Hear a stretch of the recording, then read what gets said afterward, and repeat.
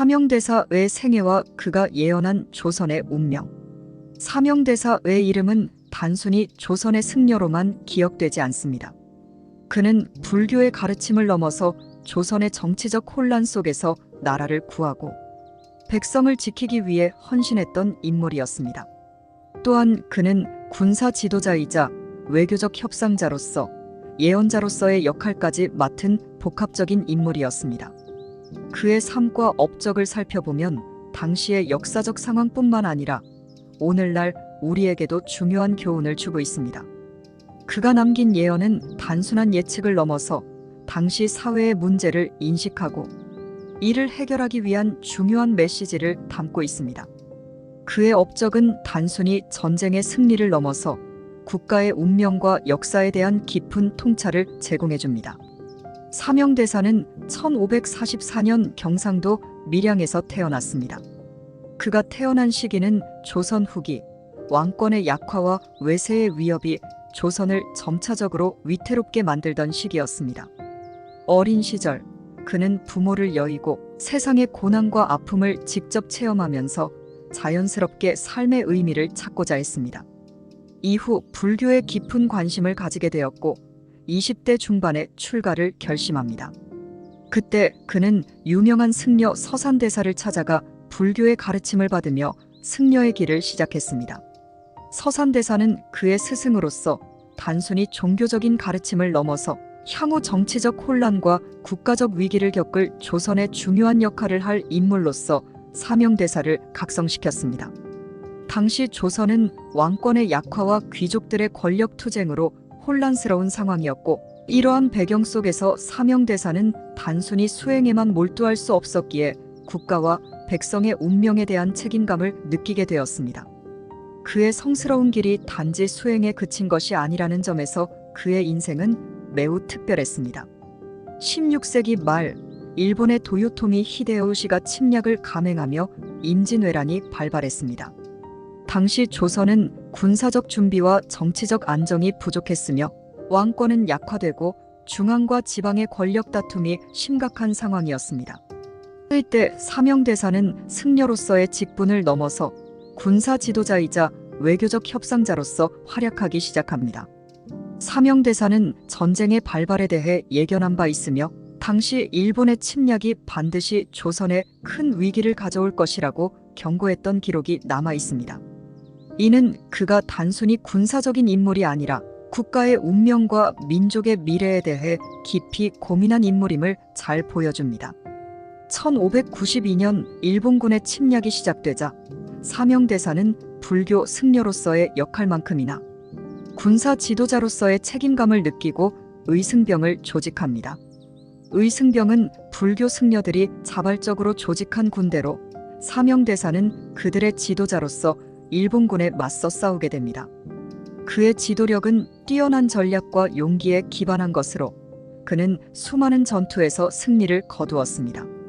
특히 평양성 전투에서의 전투는 전설적입니다.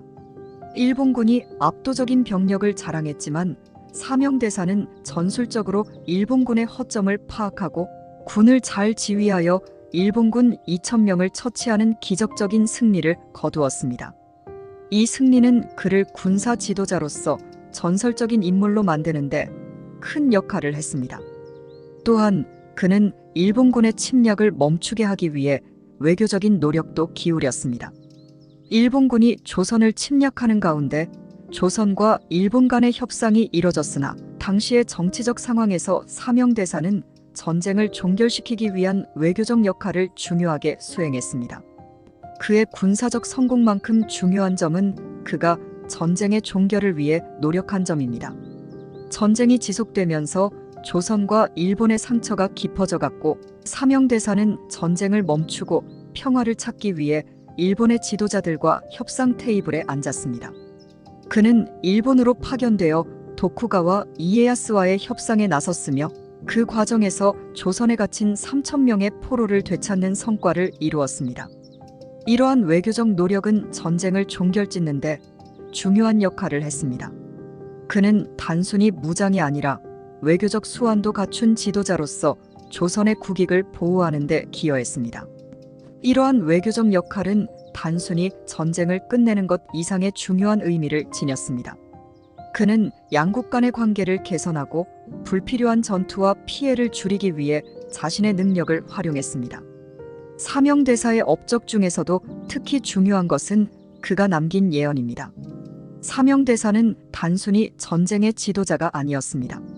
그는 깊은 통찰력을 가지고 있었고 조선의 운명에 대해 예언을 남겼습니다. 특히 그는 북쪽의 별이 빛을 잃을 날 조선은 큰 위기를 맞이할 것이다라는 예언을 했습니다. 이는 후에 병자호란과 일제강점기의 시기를 예고한 것으로 해석되었습니다. 이 예언은 단순히 조선의 운명을 예고한 것에 그치지 않았습니다. 그것은 조선의 정치적, 군사적 체제를 돌아보게 하고 내부 문제를 해결하지 않으면 외부의 침략을 막을 수 없다는 중요한 메시지를 담고 있었습니다. 사명대사는 또한 내부의 문제를 해결하지 않으면 외부의 적을 막을 수 없다는 교훈을 남겼습니다. 이는 당시 조선의 정치적 갈등과 왕권의 약화, 그리고 내부 문제를 해결해야만 외부의 침략을 막을 수 있다는 점을 강조한 말이었습니다.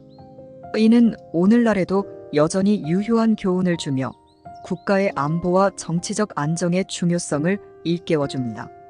사명대사는 또한 자신이 살고 있는 시대의 문제에 대해 깊이 고민하며 불교의 교리뿐만 아니라 국가와 민족의 운명에 대한 높은 수준의 통찰을 보여주었습니다. 그는 조선이 내부적인 혼란과 정치적 분열로 인해 외부의 위협을 감당할 수 없다는 사실을 정확히 깨닫고 이를 극복하기 위한 방법을 제시하고자 했습니다. 그는 당시의 지배층에게 정치적 안정을 되찾고 백성을 위해 헌신하라는 메시지를 지속적으로 전했습니다. 사명대사의 이러한 경고와 예언은 단지 당시의 문제를 넘어서 오늘날에도 중요한 교훈을 줍니다. 그는 국가와 민족의 운명에 대한 깊은 통찰을 바탕으로 자신이 할 수 있는 최선을 다해 시대적 역할을 수행했습니다. 그의 업적은 그가 예언한 대로 조선이 겪은 위기 속에서도 중요한 역할을 한 것입니다. 사명대사는 결국 1610년 67세의 나이로 입적하게 됩니다. 그의 죽음은 많은 사람들에게 충격을 주었고 그의 입적 당시 방 안에서 신령한 빛이 발했다고 전해집니다. 그는 단순히 승려로서의 역할을 넘어서 조선의 역사에서 중요한 인물로 기억됩니다. 그의 예언과 지도력은 후세에 많은 영향을 미쳤고 그의 삶은 오늘날에도 많은 사람들에게 큰 교훈을 남깁니다. 그는 단순히 역사의 한 페이지를 장식한 인물이 아니라 역사적 사건에 깊이 개입한 중요한 인물로 그의 업적은 오늘날에도 여전히 그 의미를 되새겨야 할 중요한 유산으로 남아 있습니다. 사명대사의 유산은 단지 과거의 역사로만 남아있지 않습니다. 그는 시대를 뛰어넘어 오늘날에도 우리가 되새겨야 할 중요한 교훈을 남겼습니다.